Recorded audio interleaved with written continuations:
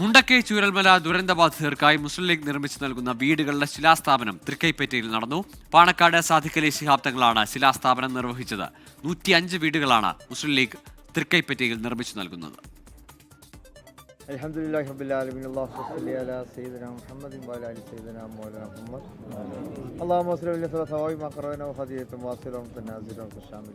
എട്ട് saint ഭൂമിയിലായി 1000 square ഫീറ്റിൽ 105 വീടുകൾ ഈ സ്ഥലത്തുയരും. 8 മാസം കൊണ്ട് നിർമ്മാണ പ്രവൃത്തികൾ പൂർത്തീകരിക്കാനാണ് ആലോചിക്കുന്നത്. പാണക്കാട് സാദിഖ് അലി ശിഹാബ് തങ്ങൾ പ്രാർത്ഥനയോടെ ശിലാസ്ഥാപന ചടങ്ങ് നിർവഹിച്ചു. ഇതിനുശേഷം തൃക്കൈപ്പറ്റ മഹാശിവക്ഷേത്രത്തിൽ സാദിഖ് അലി ശിഹാബ് തങ്ങളും PK കുഞ്ഞാലിക്കുട്ടിയും എത്തി ക്ഷേത്ര ഭാരവാഹികളെ കണ്ടു. ഇവിടെ എല്ലാ മതക്കാരുമുണ്ട്.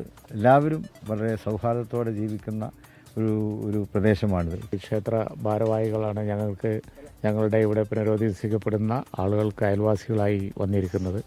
അത് അവർ തന്നെ ഇതിനെ ഒരു വലിയ സൗഹൃദത്തിൻ്റെ പ്രതീകവും അതുപോലെ തന്നെ ഇതൊരു ഐശ്വര്യത്തിൻ്റെ പ്രതീകമായിട്ടാണ് കാണുന്നത്. പരസ്പരമായ ഒരു സഹകരണം, നമ്മുടെ കേരളത്തിൻ്റെ മൊത്തത്തിലുള്ള മതസൗഹാർദ്ദം അതേ രീതി ഇവിടെയും സൂക്ഷിക്കണം എന്നുള്ളൊരു ഉദ്ദേശത്തിൽ തന്നെയാണ് ബഹുമാനപ്പെട്ട തങ്ങളെയും ബഹുമാനപ്പെട്ട കുഞ്ഞാട്ടി സാഹിബിനെയും ഞങ്ങളിവിടെ ക്ഷേത്രാങ്കണത്തിലേക്ക് വിളിച്ച് കൊണ്ടുവന്നത്.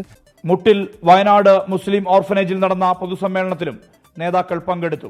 രാവിലെ WMOയിൽ മുസ്ലിം ലീഗ് പ്രവർത്തക സമിതി യോഗവും ചേർന്നിരുന്നു. 24 വയനാട്.